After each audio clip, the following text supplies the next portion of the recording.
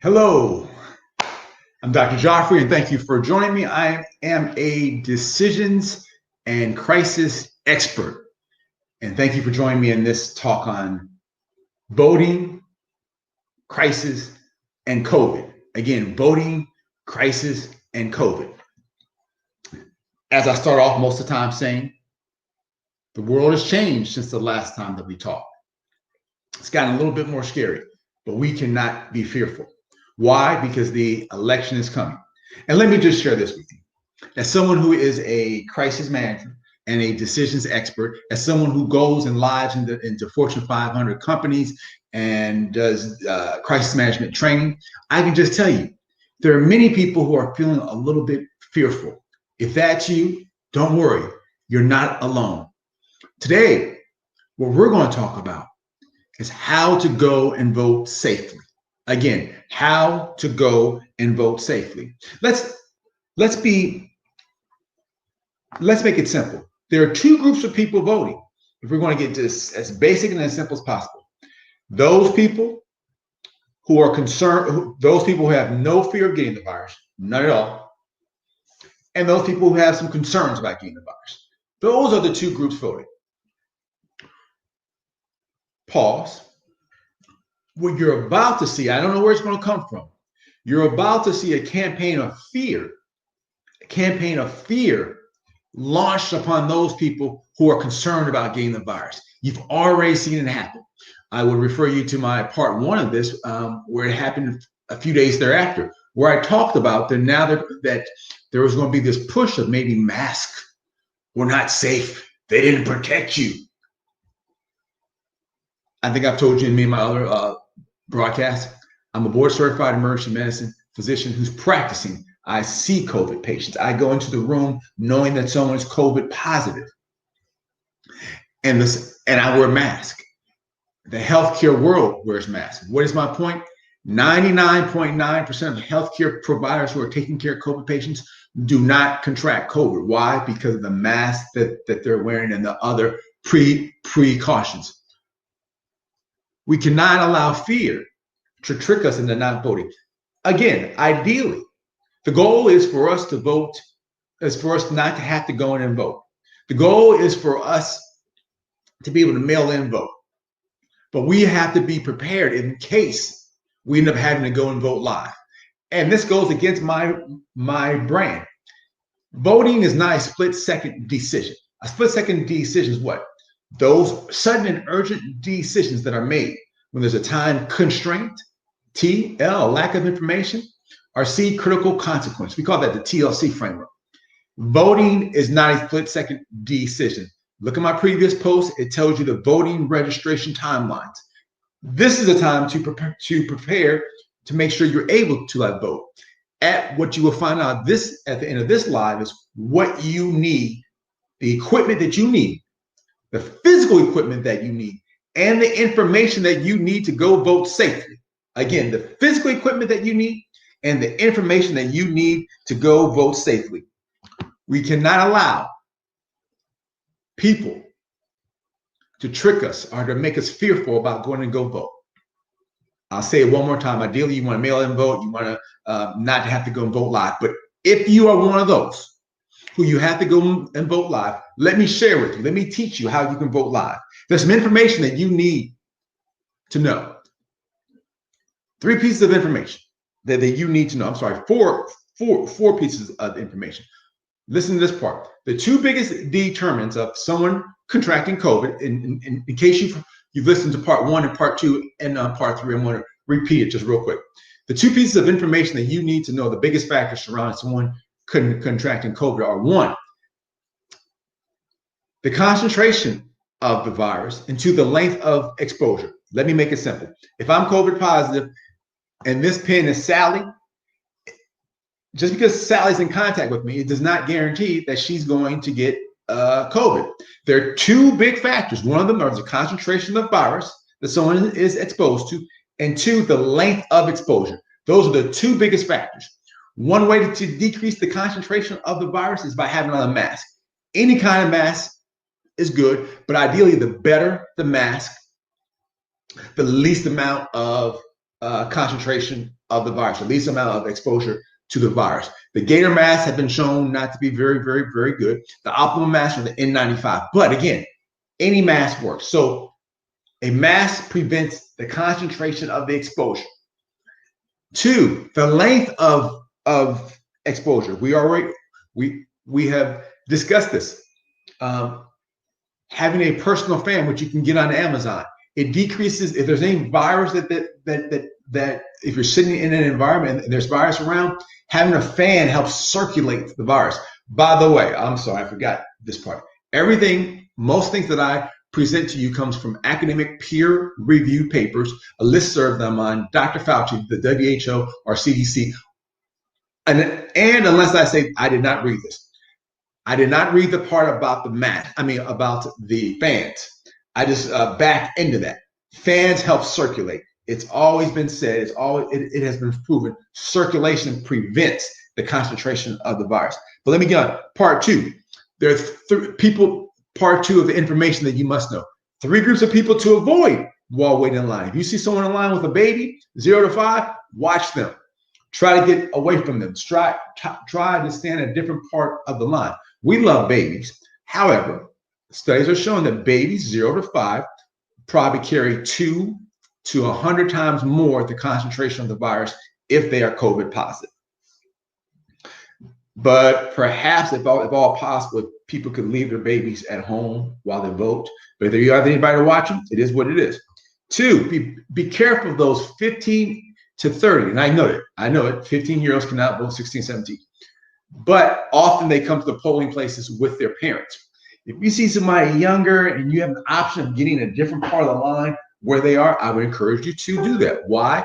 That's the fastest growing population of those who are COVID positive. That's the fastest growing population of those who are COVID positive. 3, this one's easy. Go in early to vote. Go in early to vote. If you have to go in and vote in person, go in early to vote. Why? The lines are shorter early in the morning. The lines are a lot shorter. Studies show that in most places. 2, the concentration, if there's any virus around, it's at minimum levels because there have not been a large amount of people in there. And then 4, do not ride to the polls with anyone. Unless that person lives in the same household as you, do not ride to the polls with anyone. Why? Because you are in a closed environment with someone who could be COVID positive. So you're in an environment where there's a concentration and there's a length of exposure. In summary, limit the concentration of exposure, the length of exposure. We've talked about the people to avoid. We've talked about the best time to vote, which is early in the morning. And then 4, we talked about don't ride to the polls with anyone who does not live in the same household as you. The next piece of information are the items needed to vote. Items needed to vote. You need masks. You may need 2 masks depending on the grade of your mask. 2, hand sanitizer. 3, disinfectant wipes. 4, your own personal fan to carry with you. You can purchase it on Amazon. 5, your own pen and pencil, so you don't have to use someone else's. Have an umbrella in case it rains, and instead of you sitting in a closed corridor, then you have the umbrella. And then 5, and then 7, gloves. You must have your own set of gloves. One article I've read talk about taking Q-tips so you can touch the screen with the Q-tips. But in summary, let me talk again about the items needed to vote. Masks, have 1 to 2 of them with you at least. If yours are cheap, double masking helps. It decreases the concentration of the virus exposed to you. Hand sanitizer. Yes, hand sanitizer. Disinfectant wipes, so you can wipe down the screen or wipe down any place you have to touch. Fan, your own personal fan. It helps circulate the virus. It decreases the concentration that you are exposed to. 5, your own pen and pencil. 6, you have an umbrella in case it rains, and in case you've got to move into a closed corridor, you can stand away. You can keep from going into the closed corridor where there's a large concentration of virus. Again, closed environments are when there's a large concentration of virus. And then finally, having your gloves. If you have any questions, please go to please go to splitsecondDecisions.com.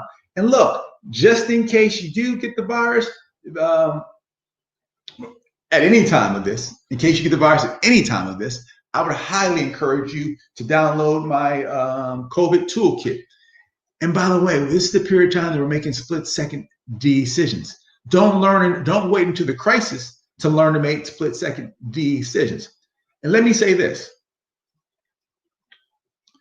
The whole goal is to prevent, obviously, you from getting the virus. Because what is clear is that if I get the virus or if you get the virus, there are certain medications that will not be available to us. Therefore, prevention is everything. Prevention is everything. I would really encourage you all to share this video with people who may have to go out and vote. Most people are feeling a little fearful, and I get that.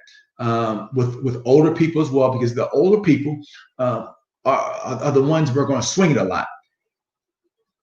This is apolitical. Doesn't matter who you vote for. I would just encourage you to go out and vote either way. If you could you could go back to my previous post. It tells you about the voting timelines. Again, I'm Dr. Geoffrey. You can follow me on YouTube at Dr. Geoffrey. You can follow me on my page. You can go to splitsecondDecisions.com. And we're going to take a few questions now. Hey, what's up, Cruz? All right. Terry Matthews, Ray, what's going on? Angela says she's already voted. Sammy T, what's going on? Kim Leah, what's going on? Hey, Gloria Salters, good morning. Hey, how are you, Gloria? If you all could put down in the drop a comment where you are listening from, that helps greatly as well. Princess, you are listening from Hampton, Virginia. That's right. And I saw a post. You were just getting your car back. Specific Decisions book is real. Oh, the book made me rethink how I evaluate. Hey, Gloria, everyone let's pause. I know this is self-serving. Forgive me.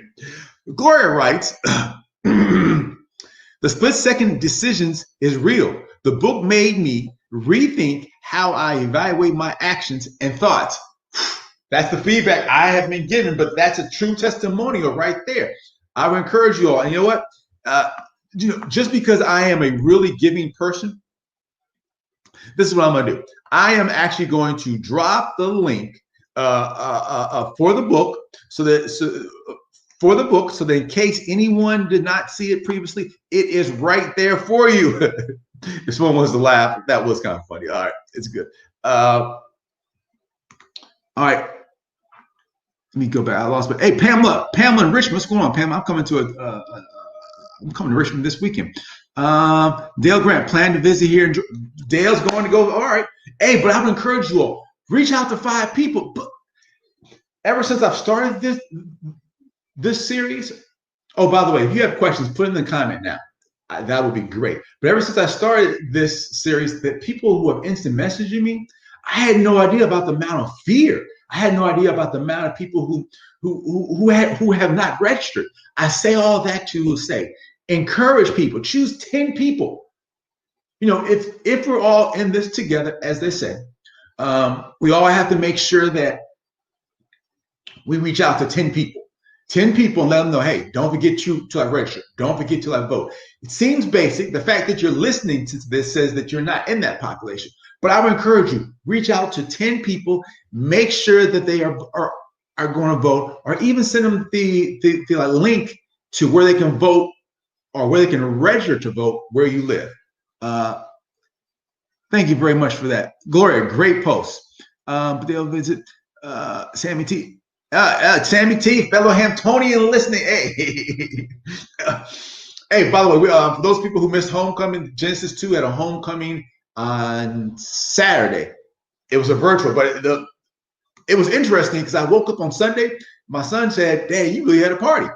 It was a virtual one. We were getting our sips on, dancing. It was great. But I digress. Flu shots. Should everyone start now? Mr. Cruz Sherman writes about flu shots. Here's my recommendation. If you've had, now listen to how I parse this. If you have had flu shots in the past, I highly, highly encourage you to get your flu shot. And if you're older, I highly encourage you. You will see in some parts of the country, they are experiencing a shortage. They say that, hey, don't worry, they're going to get caught up because the flu shot's easy to make. But there's a 2-week time. Once you get the flu shot, it takes your body about 2 weeks to mount an immune response. The flu shot's different for the elderly, those over the age of 65. You cannot get the nasal spray. The flu shot for those over the age of 65 has 4 different strains, so it gives you a more robust immune response. For those under the age of 65, I highly recommend you get the flu shot this year. Again, I highly recommend you get the flu shot this year. Thank you for that, Mr. Cruz. Hey, we got Gloria in Jackson, Mississippi. Shantae in Houston, Texas. Houston, Texas has gotten a little safer there.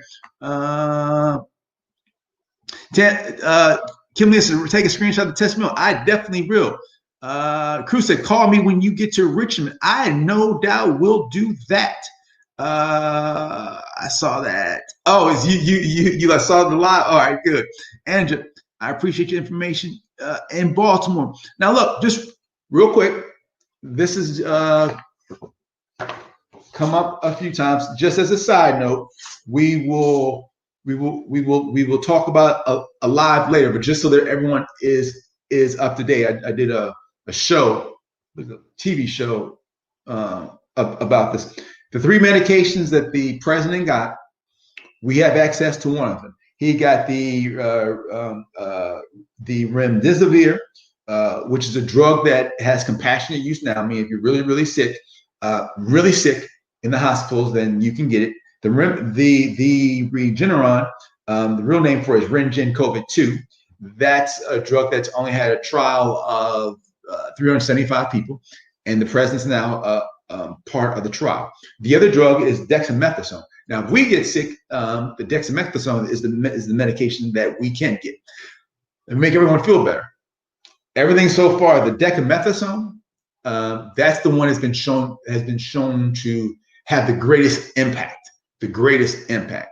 I only highlight that till I say, people, if we get this, keep in mind, most of us will be just fine. I've attached a COVID kit. I would encourage you to hit that bit.ly. It just tells you what to do if you get COVID. In fact, it even gives you information, things that we do in the hospital for our stable COVID patients that you can do at home, because most of us will home treat.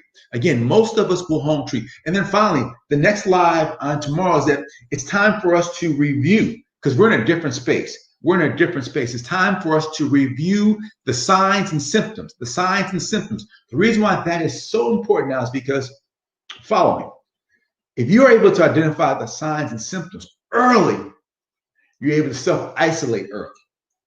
Okay, you identify the signs and symptoms early. You got to know what they are. You're able to self-isolate early. And when you self-isolate, it decreases the transmission to your family or to anyone else. That's the main reason.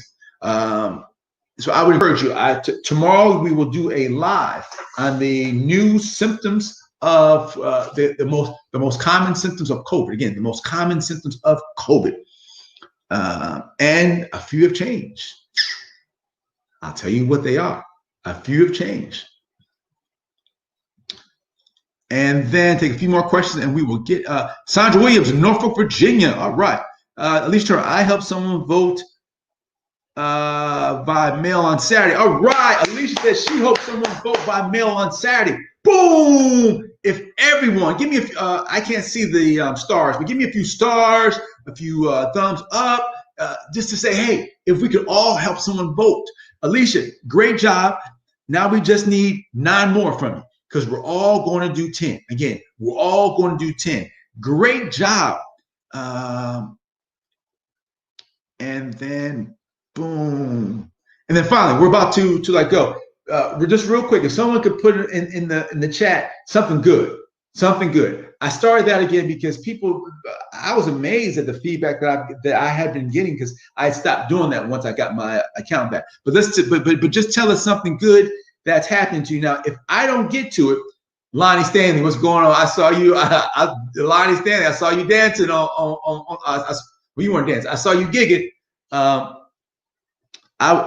Veronica Henderson of Hampton University, class of 1989. Thank you for joining me. The party that I talked about that I attended, Veronica, she was there dancing. I told you it was a real party. But I digress. We're like here to talk about COVID. Sammy said she posted early voting, including locations. Good. I would encourage you all, please post on all your social media sites where you can do the early voting. I posted a link, so if you want to copy it and paste it, we have to let everyone know where early voting takes place. And I would really encourage you, if you want to take a step further, I live in the DMV, those are not battleground states. I would really encourage you to, if you want to really help, post it and contact friends in battleground states. Post stuff where there are battleground states. And again, it doesn't matter who you vote for. And for your undecided voters, hint, hint. I would encourage you to continue to look at clients. The hint was, I frankly, and again, this is my opinion, do not think that there's any undecided voters. That's just how I see it. I think people just say that. I'm still undecided. So if someone on the news wants to come and interview me about my indecision, please let me know. All right, I'm tripping now. All right, let's go. Here we go. One of my former basketball players got married this past weekend. Hey, good job. Dale Grant said one of his former basketball players got married this past weekend. Now that's some good news. Good to hear. Sandra Williams says, I am field director for Mark Warner campaign. We're putting the vote out of Hampton Roads. All right, Sandra. Hey, everybody needs to do their part in this campaign. Doesn't matter who you're voting for. Doesn't matter. Just do your part. Hey, and Jacqueline says, I agree with you. Great. Hey, we're about to get out of here, but don't forget, on our next live, and by the way, just so you know, I'm going to get on a routine now. There will be a live always on Tuesdays at 12. Always on Tuesdays at 12. I will post that. And then we're figuring out, my PR team is figuring out what other day. It may be Saturday, but it will be on the regular time. And there will be, as news becomes available, there may be pop-ups.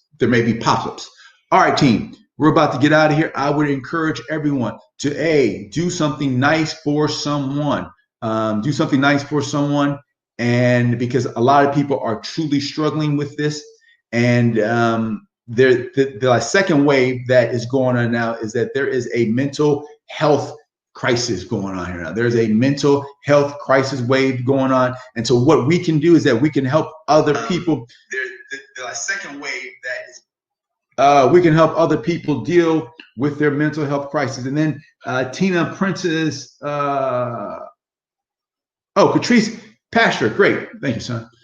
I encourage you all. I will see you all tomorrow. We will get out of here. Be safe.